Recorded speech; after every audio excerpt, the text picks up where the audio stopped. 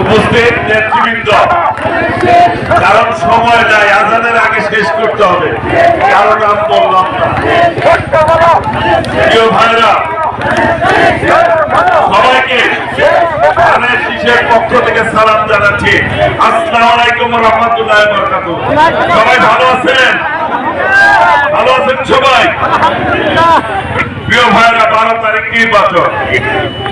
এই নির্বাচনকে সামনে রেখে আজকের এই পথসভা, এই পথসভা জনসভায় রূপ লাভ করেছে।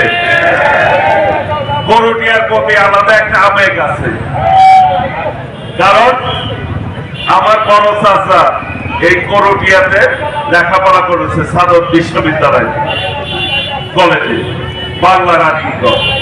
প্রিয় ভাইরা, আমার সকল বন্ধু বান্ধবরা এই করুটিয়া। আমি টাঙ্গাইল শহরের ছেলে, ঠাকুর ঠাকুর পাড়ায় বড় হয়েছি। শহরের সাথে করুটিয়ার একটা সম্পর্ক আছে, তাই না? প্রতিবেশী, প্রতিবেশীর হক বেশি নাকি? আপনাদের কাছে আমার হক অনেক বেশি, আপনাদেরও আমার কাছে হক বেশি। বড় ভাই বলছে অন্তর দিয়ে কাজ করতে হবে।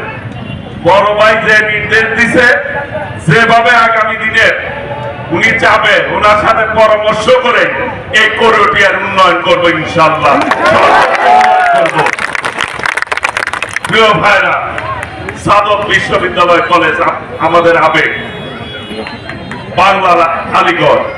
আমি আমার নেতাকে বলেছি যে টাঙ্গাইল, ঢাকার পাশে টাঙ্গাইল, মাঝখানে গাজীপুর। গাজীপুর যদি সিটি কর্পোরেশন আওতায় পড়ে, তাহলে টাঙ্গাইল কেন পড়বে না? টাঙ্গাইল হচ্ছে ঐতিহ্যবাহী জেলা। প্রিয় ভাইরা, আশা করি আমার